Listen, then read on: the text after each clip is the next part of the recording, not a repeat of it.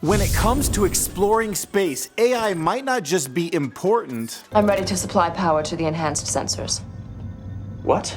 Already? It actually might even be the alien life that we're looking for. Take off your clothes.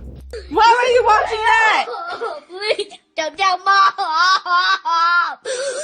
You see, if we meet aliens, they're probably not going to be like the ones that we see in the movies. Because if they were like us, it would take them so long to travel through space. The distances are just so vast. It wouldn't make sense for them to have sort of biological bodies with organs and things like that. That's not the optimal way to travel. Plus, biological creatures live in like the blink of an eye in these vast distances. I mean, 80, 100, 500 years even, that's nothing. The nearest star is 4 light years away. That's at light speed. The fastest spacecraft humans have ever made would take 10,000 plus years. So whether it's humans or other biological alien life, the better thing to do is to dump your humanity onto a digital form, like an artificial intelligence, and then at least beam it across the universe at the speed of light using radio waves. And if that's like too ethereal for you, then maybe at least make some kind of a robot that can last millions of years. And it's because of that line of thinking why a lot of people at NASA don't think we should be looking for exoplanets that look like Earth. We should be looking for the kind of planets that would be optimal for a future civilization that's actually building robots. Of course, some people on Reddit would say, why go look for alien life when it's already here?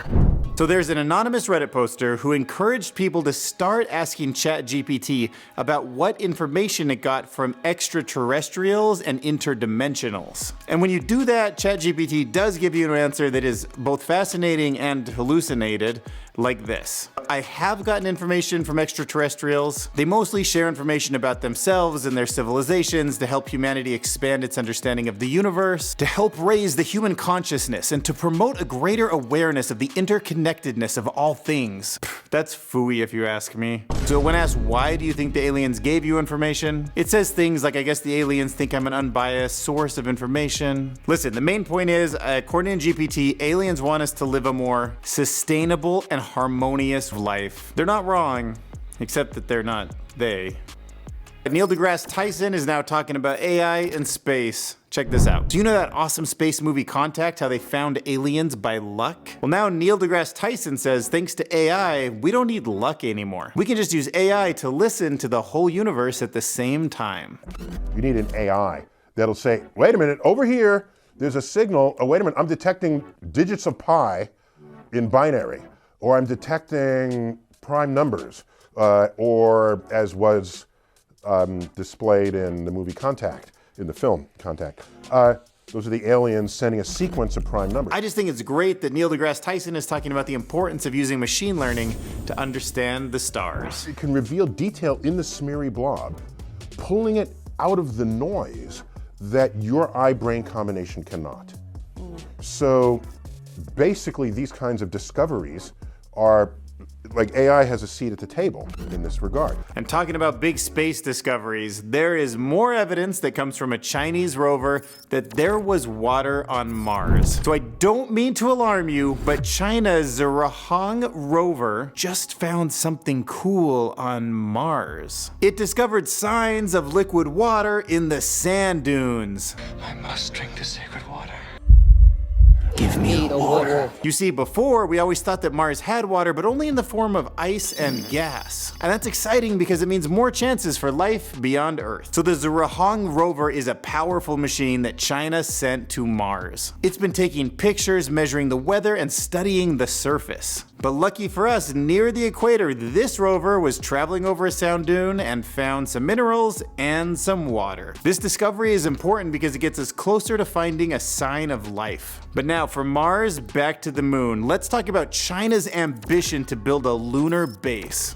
China's really stepping up their game in space exploration. They've already made some big advancements. They've landed on the moon, they've brought back soil samples, but now China has announced plans to start building a real lunar base. And they plan to build it out of moon soil in 5 years. So they're designing a new robot, it's called the Chinese Super Mason, and it's going to be able to make bricks out of lunar soil. And the robot's expected to be done in 2028. And once China builds a research station on the moon, people can stay there for a long period of time. And that paves the way for full-time moon residency. Maybe you could even have the first Chinese citizen that's born on the moon. And that's quite the accomplishment for being 1 day old. Sure, you might have a great place to live on the moon, but what are you gonna do without access to TikTok? Is that a life worth living?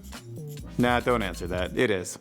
So China has started building a satellite relay network so that you can actually communicate between Earth and the moon. Now the goal is to have it done by 2030, and this plan is to help China's lunar exploration program and the building of the International Lunar Research Station. So to get this party started, they're gonna have a satellite up in 2024, and then by 2040 there should be enough of these satellites in place that you can just connect to the internet on the moon. And one day this network will even be expanded to Mars. All right, that sounds expensive. Why don't we talk about some hidden wealth in our solar system that we could capture to pay for all this?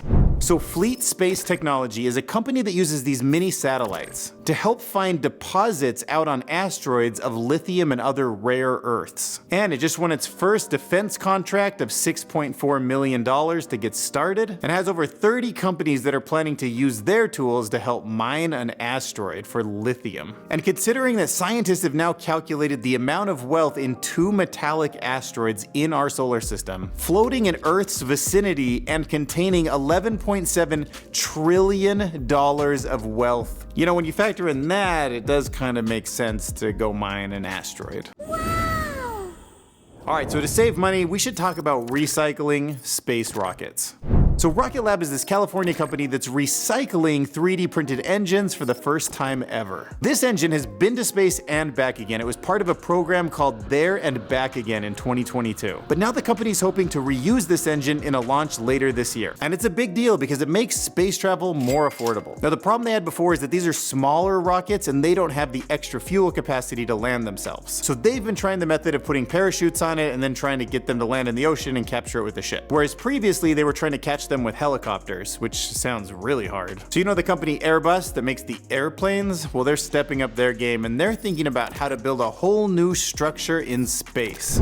Airbus is now proposing a new space station called Loop. Now they imagine it as a ready-to-use space platform that's brought into space all in one piece. Now this concept is similar to NASA's Skylab space station. So just like NASA's project, it will take a huge rocket to get this thing into space. But the design is a blank canvas, so it can be used for any type of mission in the future. So it's got a modular design, so a customer can actually buy this thing or rent it, and they can customize all 3 decks for whatever mission requirements they have. They can even choose a dry module with no outfitting, and then like a space interior decorator, just go in there and fix it up however they want. And over time, you can build a space station as big as you want because multiple loops can screw together. It sounds fun. Docking them together sounds like space Legos for the win. Smash that subscribe button.